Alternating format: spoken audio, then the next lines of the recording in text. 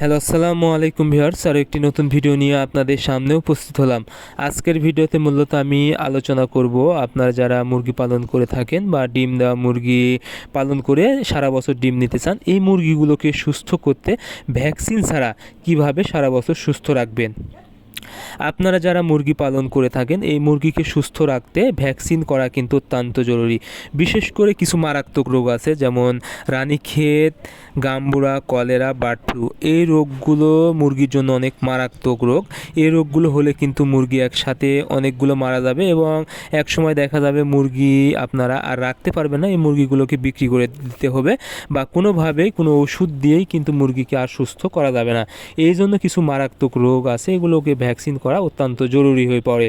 তবে আপনাদের যারা বাসা বাড়িতে অল্প সংখ্যক মুরগি পালন করে থাকেন বা খামারেও অল্প সংখ্যক মুরগি পালন করে থাকেন, তাদের জন্য এই ভ্যাকসিনগুলো করা অত্যন্ত কষ্টকর বা ঝামেলার হয়ে থাকে। কারণ যখন আপনারা অল্প সংখ্যক মুরগি পালন করবেন, এই ভ্যাকসিনগুলো কিন্তু বেশিরভাগই 500 ডোজ বা 1000 ডোজের হয়ে থাকে এবং দাম কিন্তু অনেক বেশি হয়। এক্ষেত্রে আপনারা এই ভ্যাকসিনগুলো করা অত্যন্ত কষ্টকর হয়ে পড়ে, যেহেতু আপনাদের মুরগির সংখ্যা অনেক কম।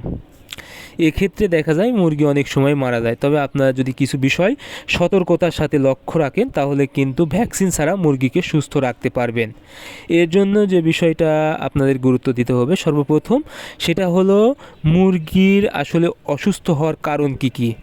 মুরগি অসুস্থ হওয়ার কারণ সর্বপ্রথম যে বিষয়টা, সেটা হলো মুরগি রাখার জায়গা যদি কোনোভাবে পরিষ্কার না থাকে, অর্থাৎ অপরিষ্কার হয়, এখান থেকে যদি গ্যাস বা গন্ধ হয়, তাহলে কিন্তু মুরগির বিভিন্ন মারাত্মক রোগ হতে পারে।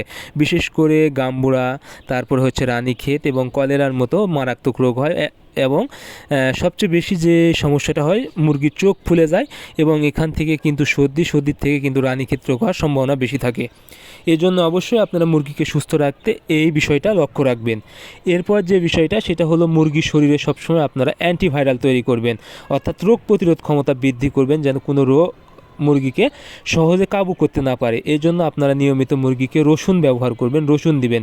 খাবার রসুন 1 গ্রাম 1 লিটার পানিতে নিয়মিত ব্যবহার করবেন একবেলা করে।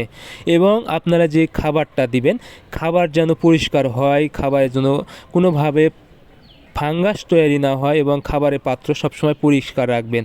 তাহলে কিন্তু মুরগির শরীরে টক্সিন জমা হবে না, এতে কিন্তু মুরগির খাবারের রুচি ঠিক থাকবে এবং বিভিন্ন রোগ থেকে রক্ষা পাবে। এরপরে দেখতে হবে পানি, অর্থাৎ পানি থেকে বিভিন্ন মারাত্মক রোগ ছড়ায়। এজন্য আপনারা সবসময় পানি পরিষ্কার খাওয়াবেন মুরগিকে এবং নিয়মিত ঠান্ডা এবং পরিষ্কার পানি দিনে দরকার হয় 3 থেকে 4 বার ব্যবহার করবেন এবং পানিতে নিয়মিত পিএইচ ব্যবহার করবেন। তাহলে এই পানি থেকে যে রোগগুলো ছড়ানোর সম্ভাবনা থাকবে, এই রোগগুলো ছড়াবে না এবং মুরগি সুস্থ থাকবে। এই জন্য আপনারা যদি মুরগিকে সুস্থ রাখতে চান ভ্যাকসিন ছাড়া, আমি যে বিষয়গুলো বললাম এগুলো যদি আপনারা লক্ষ্য রাখেন, আশা করি আপনাদের মুরগি সারা বছর সুস্থ থাকবে এবং মুরগি থেকে আপনারা সারা বছর ডিম নিতে পারবেন। সো আজকের ভিডিও পর্যন্তই। ধন্যবাদ সবাইকে। আল্লাহ হাফেজ।